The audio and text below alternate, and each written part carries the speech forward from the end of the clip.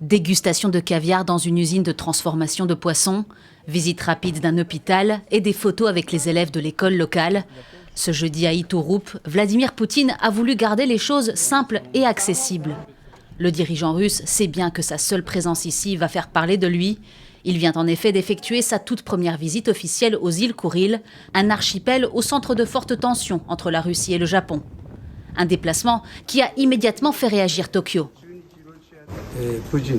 Nous venons de convoquer l'ambassadeur de Russie au Japon et avons protesté contre la visite du président russe sur l'île d'Iturup. Nous avons également demandé que ce message soit transmis à Moscou.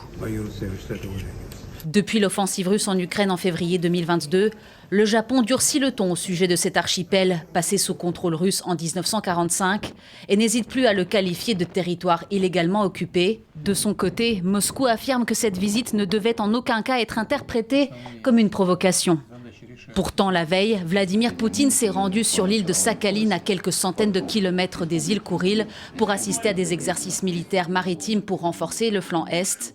Selon lui, cette région est sous pression croissante de l'OTAN et l'armée russe doit préparer sa riposte. De nouveaux blocs se forment. Des efforts et des plans sont en cours pour déployer de nouveaux systèmes d'armes dans la région, ce qui crée des menaces pour notre pays. Les tensions grandissent dans la zone arctique, notamment en ce qui concerne l'exploitation de la route maritime du Nord. Ces dernières années, la Russie s'est rapprochée de la Chine et de la Corée du Nord et a effectué plusieurs exercices militaires conjoints dans des zones proches du Japon. Depuis, Tokyo alerte régulièrement sur les risques croissants représentés par ces trois pays.